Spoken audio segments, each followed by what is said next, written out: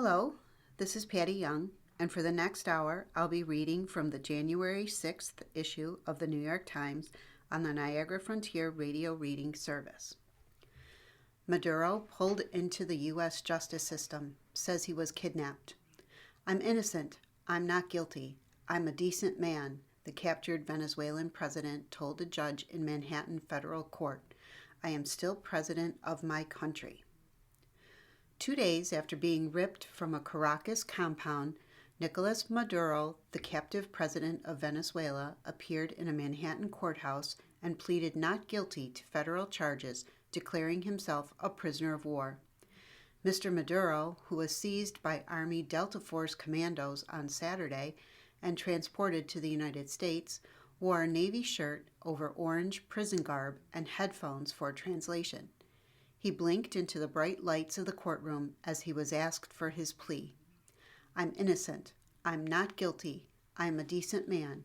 I am still the president of my country, he said in Spanish, formally entering a plea of not guilty to narco-terrorism and cocaine importation. When he tried to keep speaking, saying that he had been kidnapped, the judge, Alvin K. Hellerstein, interrupted. I only want to know one thing, Judge Hellerstein said. Are you Nicolas Maduro Moros? I am Nicolas Maduro Moros, the defendant responded. It was a collision with a new reality for the ousted Venezuelan leader, an autocrat who was compelled to conform to the rules of the courtroom where the judge is the highest authority. His expression remained neutral, but his hands were restless, sometimes holding rigid on his chair's armrests, sometimes clasped prayer-like below his chin. After his capture on Saturday, along with his wife, Cilia Flores, who was also indicted, Mr. Maduro was brought to the United States to face charges, leaving the future of his country in question. Secretary of State Marco Rubio has said that Mr. Maduro, who was indicted in Manhattan 5 years ago, before fresh charges were issued this weekend, was a fugitive from American justice, and said that his rendition was largely a law enforcement operation. But Mr. Maduro, who took office in 2013 after the death of Hugo Chavez, is expected to challenge the legality of his arrest and the Trump administration's refusal to recognize him as a legitimate head of state. A lawyer for Mr. Maduro, Barry Pollock, said at the Monday hearing that he might file motions concerning Maduro's role as the head of a sovereign government, adding that there were also questions about the legality of his military abduction. Leaders of foreign countries are typically granted immunity under international law, a norm that the United States has long observed. But Mr. Maduro has been accused by Venezuelans and many in the international community of having stolen the 2019 election that kept him in power. The United States refused to recognize him as the country's legitimate leader after that election, or the July 2024 elections that he again purported to have won. Mr. Maduro entered the courtroom promptly at noon, escorted by U.S. Marshals, his black hair streaked with gray. He took slow, deliberate steps as he walked in, smiling slightly and surveying a sea of roughly 6 dozen lawyers, reporters, and spectators packed into the gallery. Buenos dias, he told the crowd. He was seated 2 chairs away from Ms. Flores, the couple separated by one of her lawyers, Mark Donnelly. Ms. Flores, whose face was bruised and bandaged, spoke less frequently than her husband, but echoed his defiance. I am the First Lady of the Republic of Venezuela, she said, when asked by Judge Hellerstein to identify herself. She also pleaded not guilty. Southern District prosecutors had long targeted Mr. Maduro, along with the charges of narco-terrorism, conspiracy, and conspiracy to import cocaine. He pleaded not guilty to charges of possessing and conspiring to possess machine guns. The combination of the machine gun counts with drug trafficking charges can result in lengthy prison sentences, and prosecutors often pair them. As the hearing drew on, Mr. Maduro began to test the limits on his speech. He told Judge Hellerstein that he would like to ask that my notes be respected and that I be allowed to keep them. I believe you are entitled to keep them, Judge Hellerstein said, sounding surprised. At one point, Judge Hellerstein asked a rudimentary housekeeping question that is typically raised at such hearings: the date and time of the arrests. The prosecutor, Kyle Werschba, responded precisely. The defendants entered law enforcement custody at 11:30 a.m. on January 3rd. He did not mention the military raid on foreign soil that led to their apprehension. The indictment names 6 defendants. They also include Mr. Maduro's son, Nicolas Maduro Guerra, known as Nicolasito, a former Minister of the Interior and Justice, Ramon Rodriguez Chichon, Diosdado Cabello Rondon, the current Minister of Interior, Justice and Peace, and Hector Guerrero Flores, the leader of Tren de Aragua, a prison gang that Trump administration has designated as a foreign terrorist organization and linked to Mr. Maduro. Shortly before the arraignment began, Mr. Maduro's son delivered a fiery speech during a closely watched meeting of the Venezuelan National Assembly, saying that his father and second mother were kidnapped by the United States and that the world was facing a dangerous regression to imperialism. The inclusion of Mr. Guerrero Flores, who was also indicted in a different case in December and remains at large, reflects the White House's repeated assertion that Mr. Maduro worked with narco-terrorists, including Tren de Aragua. The indictment does not tie Mr. Guerrero Flores directly to Mr. Maduro. Instead, it said Mr. Guerrero Flores cooperated with members of the Venezuelan regime. The indictment says Ms. Flores, her husband, and other defendants partnered with narcotics traffickers and narco-terrorist groups that were sending cocaine from Venezuela to the United States through countries like Honduras, Guatemala, and Mexico. She is charged in the trafficking conspiracy, but not in the narco-terrorism conspiracy. The indictment also says Ms. Flores attended a meeting in 2007 where she accepted hundreds of thousands of dollars in bribes to broker a meeting between a large-scale drug trafficker and the director of Venezuela's National Anti-Drug Office, Nestor Reveral Torres. On Monday morning, while Mr. Maduro's arraignment proceeded on the 26th floor of the federal courthouse, the global debate over the U.S. intervention in Venezuela played out in miniature on the street. Hundreds of protesters gathered at the mouth of a park across from the courthouse, chanting in English and Spanish and waving signs that said USA, hands off Venezuela, and USA, out of Latin America. A few more cafias. Soon, another group with hats and caps with the Venezuelan flag arrived to chant in response. They cheered Libertad and chanted in Spanish, "It already fell, it already fell. This dictatorship already fell." They were joined by several supporters of President Trump, one of whom carried a giant red flag that said Trump for King and bore a crowned image of the president. Among them was Pedro Reyes, 39, who stood outside the courtroom for hours. He held a poster with pictures of his own body studded with ugly wounds and the words, 12 years of waiting, pain, and silence. Today, my aggressor is captured. Mr. Reyes said in an interview that as a protester in Venezuela, he was imprisoned for 3 days. They urinated on me. They abused me. They stripped me naked and poured cold water on me, said Mr. Reyes, who now lives in Brooklyn and works in a restaurant. He said he was happy to see Mr. Maduro in federal court, no matter how long a trial takes. It's a small justice for many of my friends who lost their lives, he said. The protest energy carried into the courtroom. As the hearing ended and Mr. Maduro was being escorted to a side door, a man in the gallery, dressed in a white shirt and black coat, rose and addressed Mr. Maduro. The man, who later identified himself as Pedro Rojas, 33, another former political prisoner in Venezuela, spoke to Mr. Maduro in the otherwise silent courtroom. He said in Spanish that Mr. Maduro would pay for his crimes. Mr. Maduro responded in Spanish that he would win his freedom.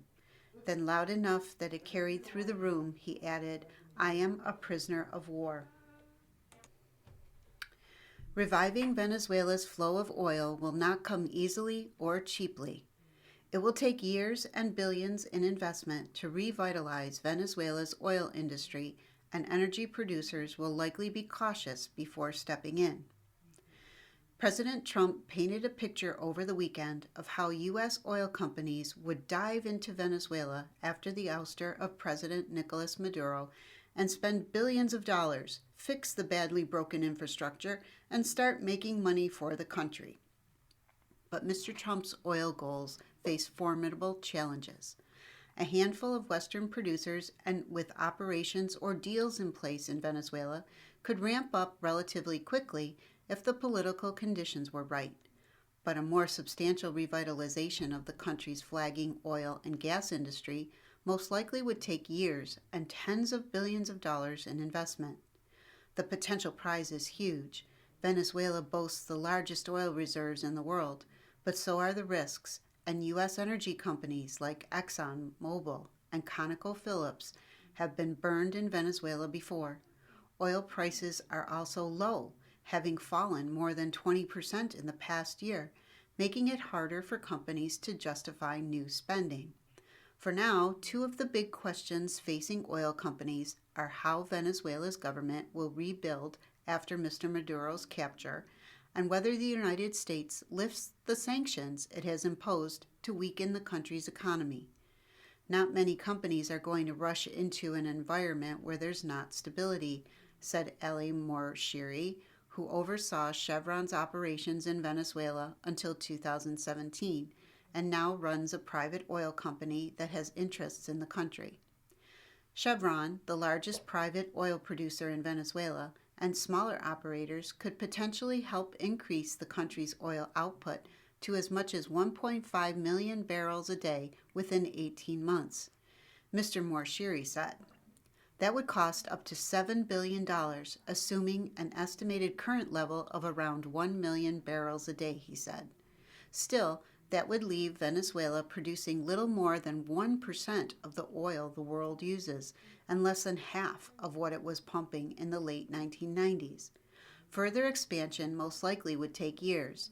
That is because a lot of Venezuela's oil infrastructure is in disrepair, and even if producers express interest in returning, it would take time for them to negotiate contracts and reestablish a footprint in the country.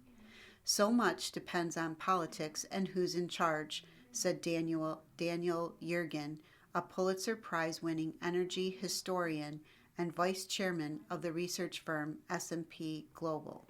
Some analysts drew parallels to Iraq, where it took years for oil production to recover after the United States invaded in 2003.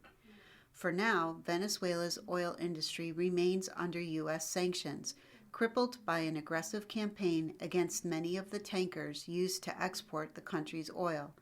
Those restrictions will remain as the United States leans on the Venezuelan government to make policy changes, Secretary of State Marco Rubio said on Sunday. That's a tremendous amount of leverage that will continue to be in place until we see changes, not just to further the national interest of the United States, which is number one, but also that lead to a better future for the people of Venezuela, Mr. Rubio said on Face the Nation on CBS. Only Chevron has been able to regularly export oil in the week since the United States seized a vessel called Skipper on December 10th, according to TankerTrackers.com, which monitors global shipping. The company holds a unique license from the Trump administration that has allowed it to continue operating in Venezuela and sending oil to refineries on the U.S. Gulf Coast. For that reason, it is widely seen as best positioned to increase production should conditions in the country stabilize. Other energy companies that have maintained a presence in Venezuela include Italy's Eni and Spain's Repsol, which produce natural gas offshore from Venezuela, though U.S. sanctions mean they have not been able to export since last year.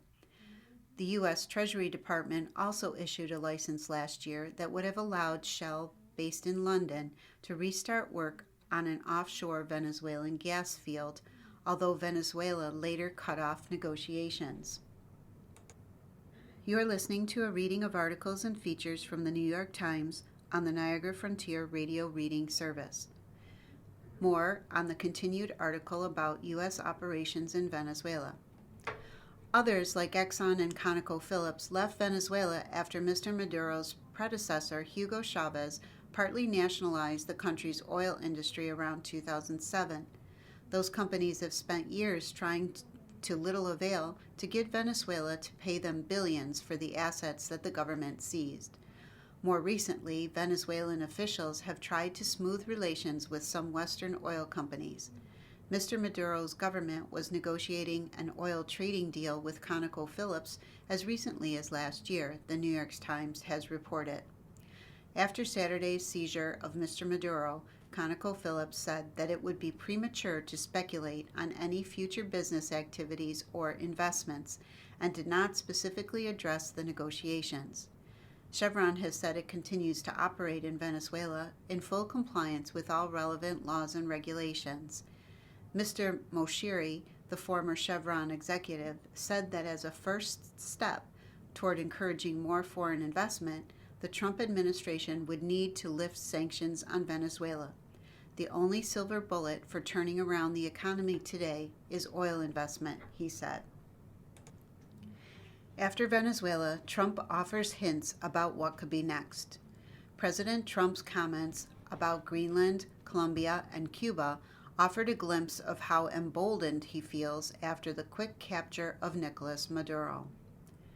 Barely 48 hours after toppling the leader of Venezuela and asserting U.S. rights to the country's oil, President Trump threatened Colombia with a similar fate, declared that Cuba was not worth invading because it's ready to fall, and once again claimed that Greenland needed to come under American control as an issue of national security.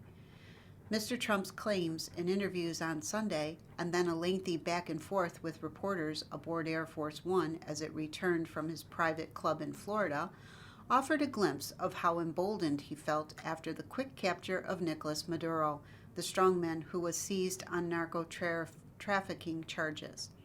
"We're in charge of Venezuela," Mr. Trump claimed as he described his plans to breathe new life into the Monroe Doctrine, the 1823 foundational statement of U.S. claims over the Western Hemisphere.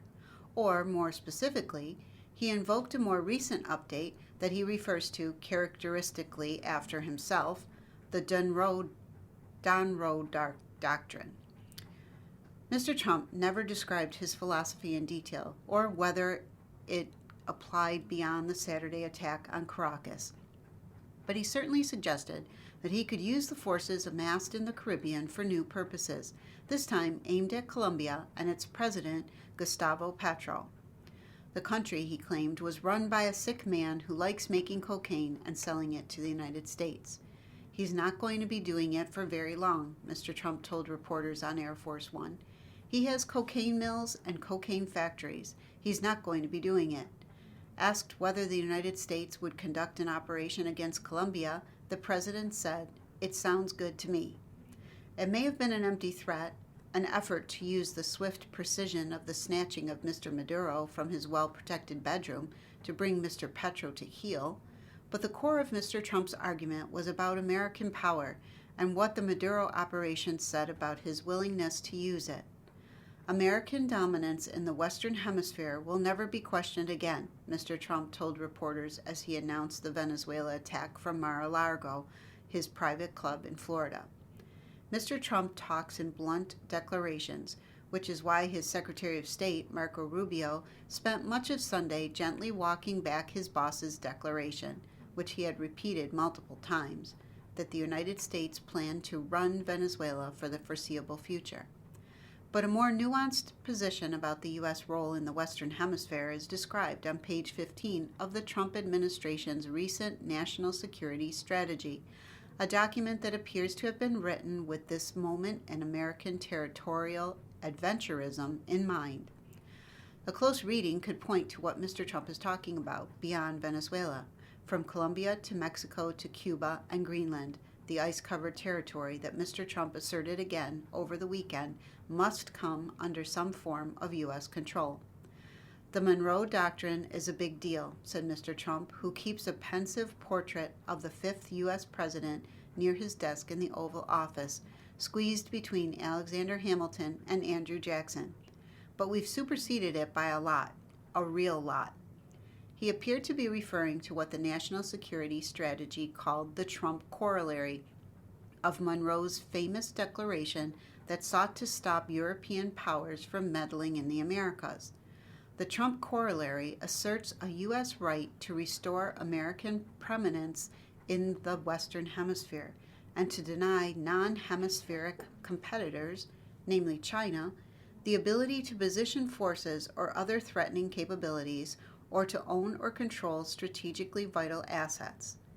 That last phrase about taking command of strategically vital assets has echoes of Mr. Trump's explanation for why the United States is claiming rights to Venezuela's vast oil reserves, the largest in the world. He referred to oil roughly 20 times in his remarks on Saturday, talking about the need to rebuild long-neglected facilities, control production, and provide remedies for U.S. companies because Venezuela's leaders stole our oil.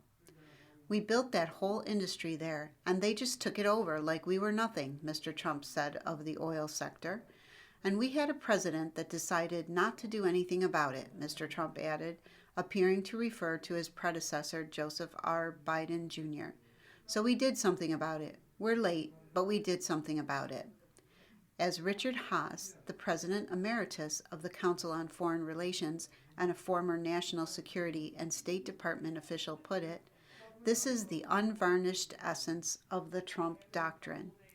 It does fall far short of a global strategy. Mr. Trump has not said whether, if he claims the Western Hemisphere, China is free to do the same in Asia, but by declaring the hemisphere off limits to outsiders seeking its oil riches, Mr. Trump is looking to guarantee that only U.S. companies, some owned or operated by his supporters, will be able to exploit Venezuela's vast reserves. He did say, in response to a question from a reporter, that he expected to keep selling Venezuelan oil to China, which imports between half and three-quarters of the country's poultry output. Mr. Trump's intense focus on using Mr. Maduro's overthrow to claim U.S. sovereignty over the oil reserve was predictable for a transaction-based presidency, but it was also revealing because he never once discussed promoting and restoring democracy in Venezuela as an American objective, even though the country had a decades-long tradition of democratic practices and freely conducted elections until Hugo Chavez took power in 1999. That omission was hardly a surprise. Even though the promotion of democracy was a staple of the national security strategies of the Democratic and Republican presidents, including during Mr. Trump's first term, it was largely missing from the November White House document. And as Mr. Trump mused about a post-Maduro government, he notably did not call for the installation of Edmundo Gonzalez as president, even though the United States and other nations recognized him as the legitimate winner of the 2024 election that Mr. Maduro falsely claimed to have won. Mr. Gonzalez, now 76, was the proxy presidential candidate for the more popular opposition leader Maria Corina Machado, who was barred from running. The omission causes an immediate problem for the political legitimacy of the Venezuelan government, Richard Fontaine, the chief executive of the Center for a New American Security and a former aide to Senator John McCain, said over the weekend. Many would-be supporters of the U.S. operation hoped for freedom, not just a different approach on drugs and oil. But he added the restoration of democracy in Venezuela is not, obviously, among them. Mr. Trump seems perfectly happy to deal with the remnants of the Maduro government as long as it follows his commands and gives him access to the oil and compensation for nationalizing the assets of U.S. firms. That is a very different nation-building mission than, say, the types that George W. Bush pursued in Afghanistan and Iraq. Mr. Bush claimed, at least, that he was creating models of democracy in the Middle East. Mr. Trump is claiming nothing more than transactional rights to Venezuela's underground riches. While Mr. Trump and his allies are eager to revitalize the Monroe Doctrine, its intent 2 centuries ago was far different from the situation the United States faces today. When the original doctrine was declared by Monroe, a friend and neighbor of Thomas Jefferson's, the United States was a nation of roughly 10 million people. Its navy was limited to a few dozen ships, manned by about 3,500 sailors and 500 officers, roughly a fifth of the size of the force the Pentagon amassed offshore Venezuela to oust Mr. Maduro. And the context was entirely different too. Latin American countries were shaking off their distant masters, Spain and Portugal. Monroe and his political allies were worried that the European powers would seek to make them colonies again, and so the declaration was an effort to block that avenue of influence. But there was reason to doubt whether Monroe or his successors, John Quincy Adams, Andrew Jackson, and Martin Van Buren, could stave them off, barely 35 years after the ratification of the Constitution.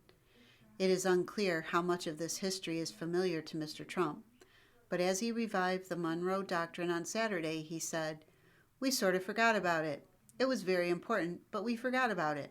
We didn't forget about it anymore under our new national security strategy. American dominance in the Western Hemisphere will never be questioned again." Presumably, Mr. Trump was thinking about China and Russia.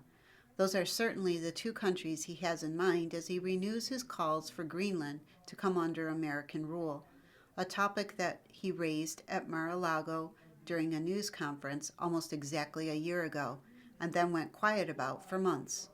He has also stopped discussing taking control of the Panama Canal and making Canada a 51st state. But the logic of this past weekend would suggest that Mr. Trump now believes the way is clear to claim resources that, in his view, the United States cannot live without. He is already setting up a parallel argument for Greenland, which may or may not have substantial recoverable rare earths. "We need Greenland from the standpoint of national security," Mr. Trump told reporters on Air Force One on Sunday night. "Greenland is covered with Russia and Chinese ships all over the place. Denmark is not going to be able to do it," he added. He said that to boost security for Greenland, it added one more dog sled. Denmark's Prime Minister, Mette Frederiksen, was clearly rattled earlier in the day by Mr. Trump's renewed interest in the vast, if frozen, territory. "It makes absolutely no sense to talk about the U.S. needing to take over Greenland," Ms. Frederiksen said on social media. "The U.S. has no right to annex any of the 3 countries in the Danish kingdom." Mr. Trump would not have the easy pretense to go after Greenland that he did in the case of Venezuela, and it is not clear the economic gains would be worth the breach with a NATO ally, in part because exploiting those resources would be wildly expensive. But so will restoring Venezuela's oil system. "The infrastructure is rotten, rusty," Mr. Trump told reporters on Air Force One on Sunday evening. Yet despite Mr. Trump's constant search for a good deal, the daunting price tags do not seem to matter much to him. Venezuela, Greenland, Gaza, maybe Canada, these are legacies that will over time pay for themselves, he believes. In the meantime, he appears to be playing a bit of one-upmanship with James Monroe. You are listening to a reading of articles and features from the New York Times on the Niagara Frontier Radio Reading Service. For many, January 6th rioters, a pardon from Trump wasn't enough. Some pardoned rioters have been rearrested, others returned to poverty and mental health challenges, and many became consumed by resentment and demands for payback.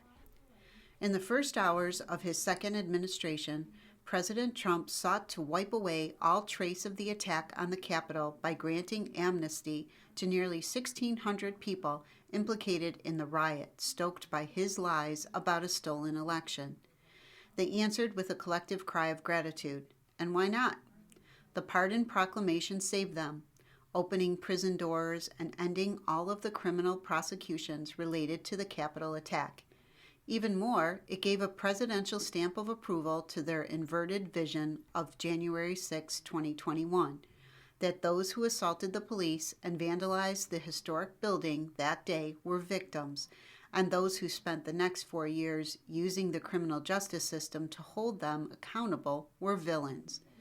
But nearly a year after Mr. Trump's sweeping proclamation asserted that he had cleared the way for a process of national reconciliation, many recipients of his clemency remain consumed by conspiracy theories, angry at the Trump administration for not validating their insistence that the Capitol attack was a deep state setup and haunted by problems from both before and after the riot.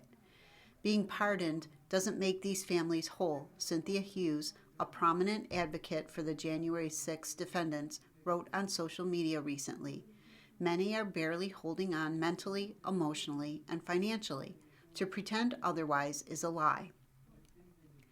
In the 5 years since the Capitol was stormed, no new facts have emerged to undermine the basic findings of Congressional and Justice Department investigators that many of the rioters acted in the misguided belief, pushed relentlessly by Mr. Trump, that he had been robbed of victory in 2020, and that in attacking the Capitol, they not only injured about 140 police officers, but also struck at a cornerstone of American democracy, the peaceful transfer of presidential power.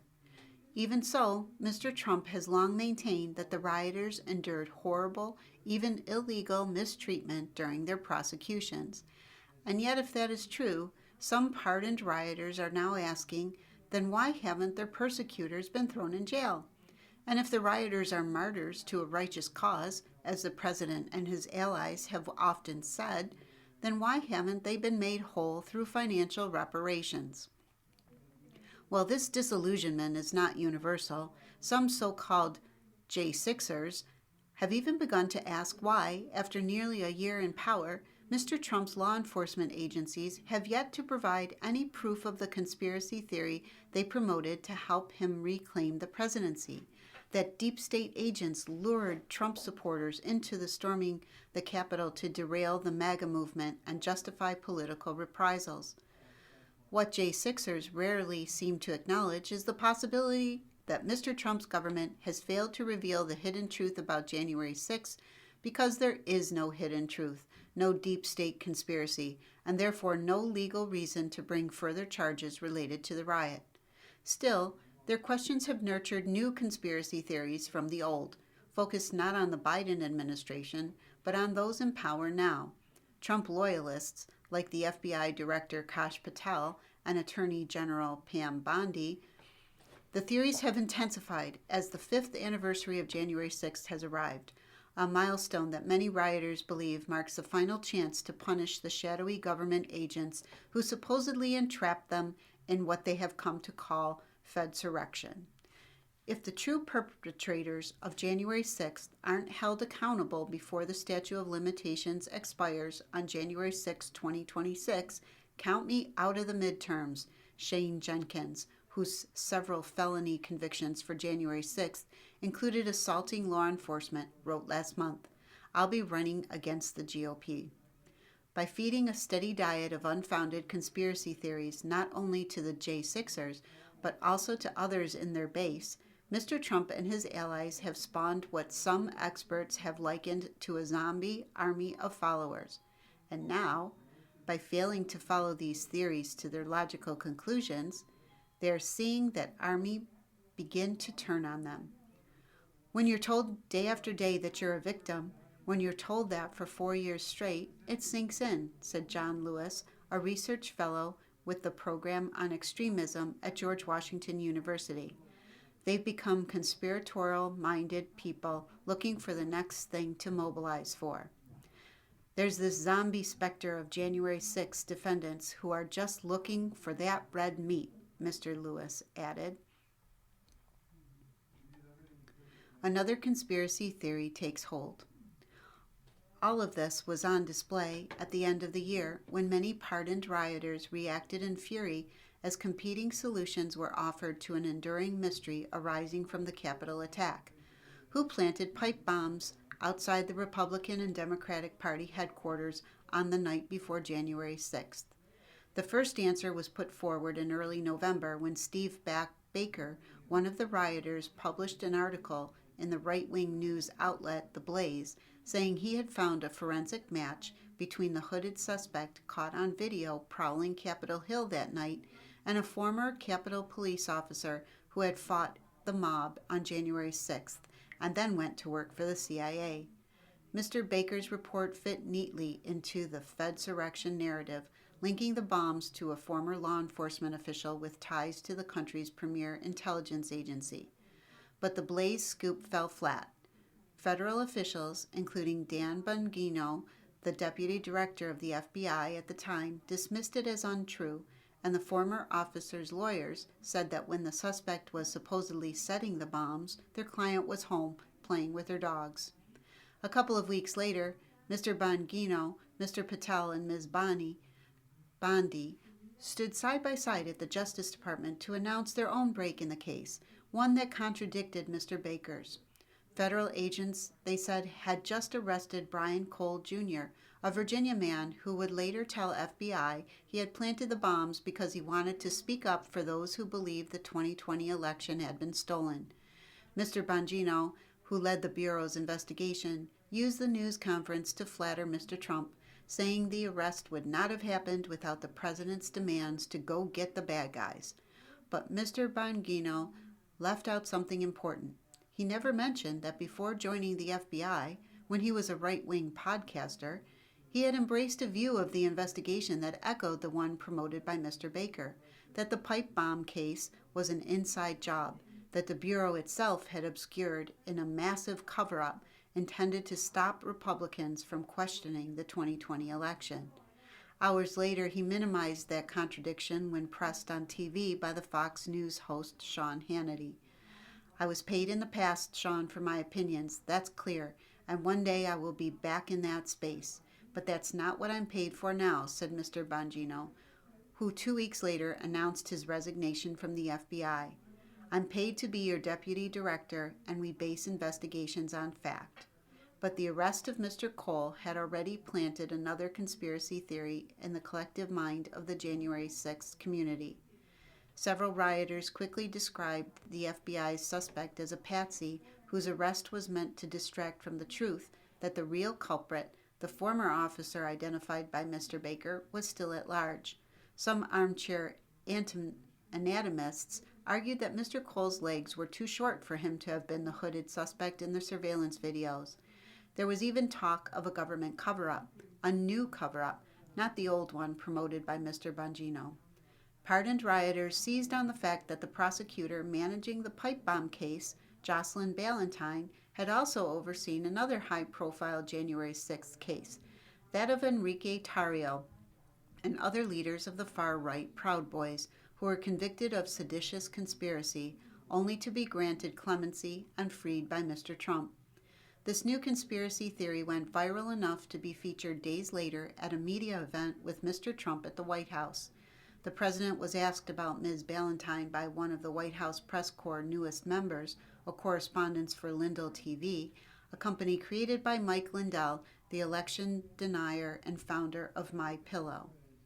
There was no reason to believe Mr. Trump had ever heard of Ms. Ballentine, whose experience handling many complex January 6 prosecutions made her a natural fit to oversee the pipe bomb case. But that did not stop him from casting suspicion on her. "Jocelyn is being looked at. They all have to be looked at," Mr. Trump said. "What they're doing is so bad. This was a whole Democrat hoax." Though his answer promised nothing, it still gave oxygen to the question's conspiratorial premise. It also gave pardoned rioters another reason to turn against the Trump officials they once believed would reveal the truth about the case. In an interview shortly after, Mr. Trump was asked about Ms. Ballentine. Mr. Tarrio said he was pleased that the issue was on the president's radar, but expressed skepticism that anything would come of it. "We might see some results from it," he said, "but I don't trust the DOJ whatsoever to do the right thing here. I mean, they've fumbled everything." New car sales are rising thanks to purchases by the well-off. A larger proportion of new cars are being bought by affluent Americans as prices and interest rates for auto loans climb, analysts said. The auto industry is facing some big challenges. Tariffs have raised the prices of cars and auto parts. Economic strains have pushed up defaults on car loans to people with less than stellar credit. Yet sales of new cars in the United States are expected to have risen modestly in 2025 to about 16.3 million. Several large automakers, including General Motors and Toyota Motor, told investors on Monday that they had closed out the year with strong sales. How is that possible? The auto industry has evaded a slump largely because affluent Americans with well-paying jobs and robust savings have continued to buy new cars at a decent clip, and they are more than making up for the cars that lower-income Americans are no longer buying. Families with a household income of $150,000 a year or more now buy 43% of the new cars sold in the country, up from one-third of all cars sold in 2019 before the COVID-19 pandemic, according to Cox Automotive, a research firm. By comparison, households with incomes less than $75,000 are buying about a quarter of vehicles sold, down from more than a third in 2019. We are seeing a bifurcation of the market, said Jonathan Smoke, Cox's chief strategy officer. Spending is consistently being driven by high-end consumers. Lower-income households continue feeling the strain of stretching their paychecks. Consider Dave Casper, a resident of Ann Arbor, Michigan. At 61, he is retired after selling 2 businesses and has the budget to afford new cars and trucks. Last summer, he bought his son a Ford Maverick pickup truck. The next day, he bought a Lincoln Navigator, a large upscale sport utility vehicle, for himself. When he had problems with the Navigator's brakes, he traded it in and bought a $93,000 Lexus TX plug-in hybrid SUV. I'm fortunate, he said. He is also an example of the well-off consumers who are keeping new vehicle sales humming, even as the auto industry battles tariffs, high interest rates, near record prices, and high default rates on subprime auto loans. Some automakers on Monday reported strong sales figures for last year. Toyota said that it had sold 2.5 million cars and light trucks in the United States, up 8% from 2024. Its fourth quarter sales also rose 8% from the same period a year earlier. GM said its 2025 sales climbed 6% to 2.9 million vehicles, but sales in the fourth quarter fell 7% from a year earlier. New car sales are expected to dip in 2026, but not by much. Cox estimates that automakers will sell 15.8 million cars this year, a 2% decline, but not far from the 16 million threshold that industry executives consider a good year. Of course, making predictions is hard, and analysts acknowledge that sales could slow more if the economy weakened sharply. One worrying sign is that sales in the final 3 months of last year were weaker than earlier in the year. We are losing momentum heading into the new year, Mr. Smoke said. Tariffs have increased prices of vehicles and parts for automakers, dealers, and consumers, although not as much as many analysts had feared. Unemployment has crept higher, and consumer confidence has fallen in recent months. Another big concern is the cost of auto loans. The average interest rate on car loans is 9.3%, up from 8.7% a year ago. Cox calculated that it takes more than 36 weeks of average income to buy a new vehicle, up from 34 weeks in 2019. Partly as a result of those economic trends, a larger share of new cars are being bought by those with high incomes. Those buyers are opting for larger and pricier models too. Sales of large SUVs, which have an average sales price of $77,000, grew 15% in 2025, according to Cox. Sales of medium cars with an average price of $33,000 fell 15%. Car prices have been climbing for many years, but they really took off during and after the pandemic. In the spring of 2020, automakers were forced to idle factories for weeks, but production did not rebound quickly because once plants did reopen, they were hit by a shortage of computer chips. Those disruptions sharply reduced auto production from 2020 to 2023, leading to much higher prices. Some consumers who delayed purchases in those years face the prospect of paying a lot more for a new car. The average age of vehicles on U.S. roads reached 12.8 in 2025, a record high, according to S&P Global, a research firm. Even if their current cars are in good condition, some people are drawn to showrooms by the new technologies, such as driver assistance systems, entertainment features, and hybrids, which use less gasoline. Wealthier Americans have continued buying new cars and trucks in part because their investments are doing well. Those who own large investment portfolios have seen their holdings appreciate, making many feel that they can splurge a little. Economists call this the wealth effect, and analysts say it appears to have driven up spending on cars and other goods. It's not clear how long that trend will hold. The wars in Ukraine and Gaza, President Trump's erratic tariff policies, and the slowing job market have weighed on spending decisions by consumers and businesses. In December, consumer sentiment, as measured by the University of Michigan, improved slightly from November, but was down a lot compared with December 2024. I don't think it's going to get significantly better in 2026, said Alan Haig, the president of a consulting firm, Haig Partners, that works with car dealers. I just hope it doesn't get worse. You are listening to a reading of articles and features from the New York Times on the Niagara Frontier Radio Reading Service. Kennedy set to release new nutrition guidelines. He has promised a major shakeup of the dietary guidelines for Americans. Here's what experts are watching for. When Robert F. Kennedy Jr. was sworn in as Health Secretary last year, he pledged to improve Americans' well-being. Now he and others in his Make America Healthy Again orbit are trying to deliver on that promise by rewriting the dietary guidelines for Americans, the government's official guidance on what to eat and drink for good health. The guidelines, updated every 5 years, haven't changed much in substance since they were first published in 1980. But Mr. Kennedy has suggested that the new version, expected in the coming days, will be radically different, with revised recommendations on meat, dairy, and saturated fats concerning some nutrition researchers. What are the dietary guidelines? The guidelines are a public health tool meant to translate scientific evidence on diet and health into actionable advice. They tell us how many fruits and vegetables to consume every day, whether to cook with vegetable oils or butter, what to eat to get enough protein, and more.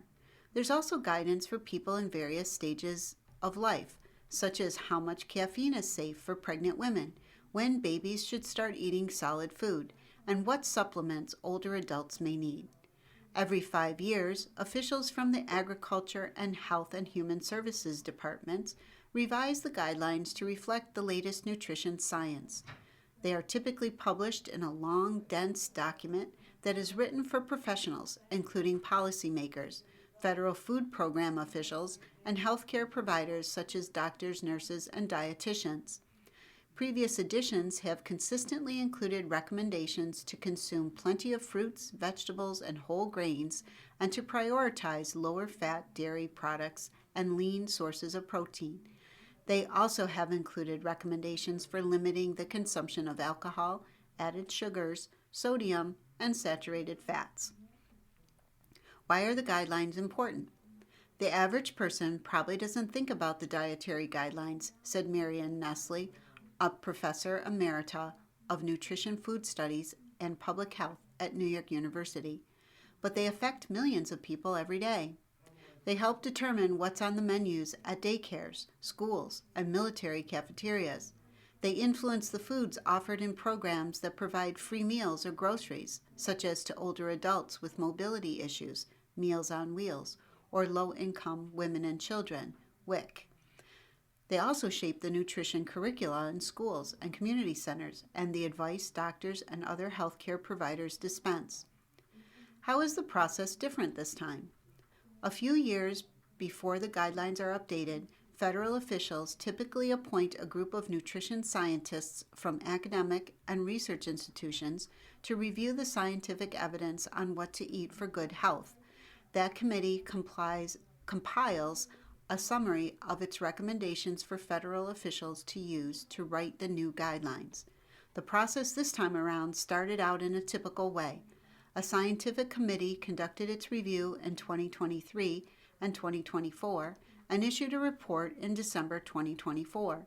But Mr. Kennedy criticized the report several months after it was submitted, saying it was too long and claiming, without evidence, that it was influenced by the food industry and therefore compromised. To have a healthy secretary publicly attack the scientific committee's work is totally unprecedented, said Kevin Klatt, an assistant professor of nutritional sciences at the University of Toronto. Mr. Kennedy is overseeing the update to the guidelines, but it's not clear whether qualified experts are advising him or how they are evaluating scientific evidence, said Dr. Walter Willett, a professor of epidemiology and nutrition at the Harvard T.H. Chan School of Public Health. Unless there's greater transparency, Dr. Willett added, he will view the new guidelines with skepticism. What are experts watching for? Nutrition experts said they would be scrutinizing the recommendations on red meat, dairy, saturated fats, ultra-processed foods, and alcohol because they believe these areas may deviate from previous editions. In recent months, Mr. Kennedy and Brooke Rollins, the Agriculture Secretary, have suggested that the new guidelines would recommend consuming more red meat, in particular beef. Mr. Kennedy has also said that the new guidelines might encourage the consumption of saturated fats, a type of fat found not only in red and processed meats like beef, bacon, and hot dogs, but also in dairy products and certain cooking fats like butter, coconut oil, and beef tallow. He has said the guidelines would elevate full-fat dairy products like whole milk and cheese, which are high in saturated fats. Experts will also be looking for whether the guidelines recommend limiting or even avoiding ultra-processed foods, which have been linked to health issues like obesity, type 2 diabetes, cardiovascular disease, and certain types of gastrointestinal conditions and cancers. And they will be watching for what the guidelines say about alcohol, given recent evidence that no amount of drinking is safe for health. Alcohol consumption is a leading cause of chronic disease in the United States, said Catherine M. Keyes, a professor of epidemiology at Columbia University. Drinking less would improve people's health, she said. Food and beverage industry groups will likely watch for any updates to the guidelines that may affect their sales. Would those changes make us healthier? Some changes would be welcome, experts say, and some would not. Eating more red meat would not improve Americans' health, Dr. Nestle said. Researchers have found that people who eat too much red and processed meat have greater risks of developing conditions like cardiovascular disease, type 2 diabetes, and colorectal cancer. The scientific committee had advised that the new guidelines recommend substituting red and processed meats with more plant sources of protein like beans, peas, and lentils. People in the United States are already eating enough red meat, said Dr. Dariush Mozaffarian, a cardiologist and the director of the Food is Medicine Institute at Tufts University. While occasional consumption is fine, he added, red meat should not be given an undeserved health halo. There is also no evidence that consuming more saturated fat would benefit health, Dr. Klatt said. In fact, consuming too much could raise the risk of developing high cholesterol and cardiovascular disease.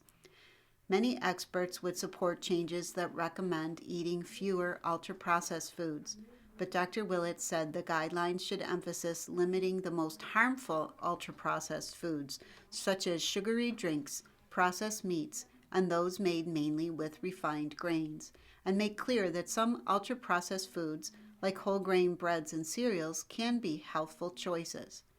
Federal officials have not spoken publicly about what the guidelines might say about alcohol.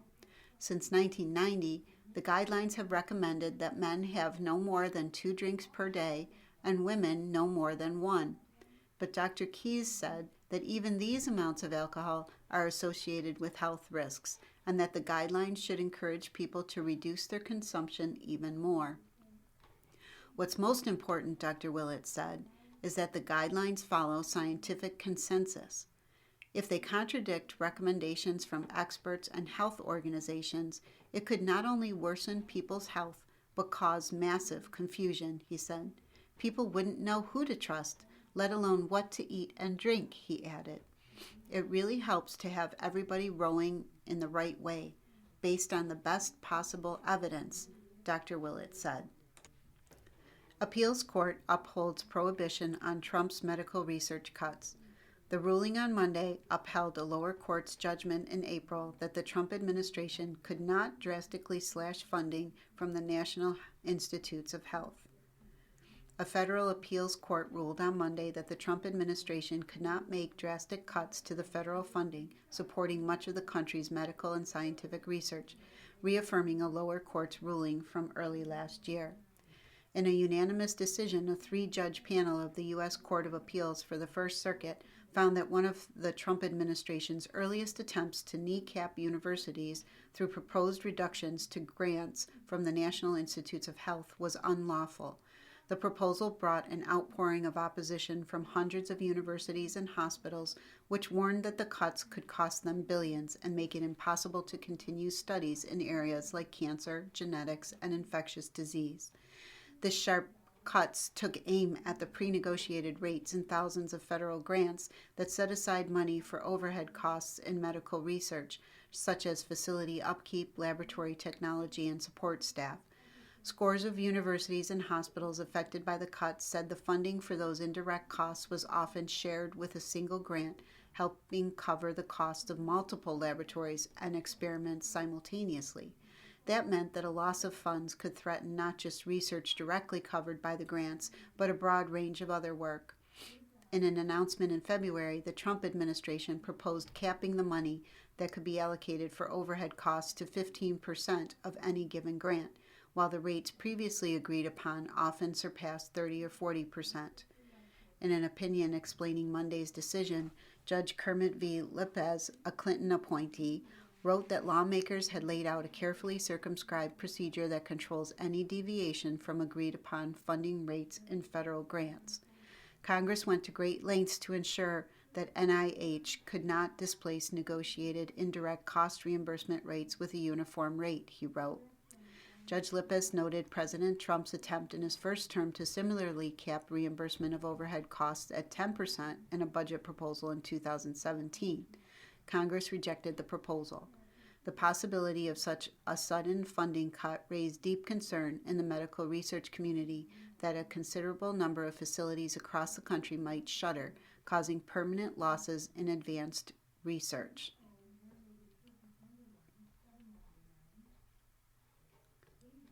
In April, Judge Angel Kelly of the Federal District Court in Massachusetts permanently barred the Trump administration from capping the funding, and the proposal remained stalled throughout last year. You've been listening to a reading of articles and features from the January 6th issue of the New York Times. Your reader has been Patty Young. Thank you for listening.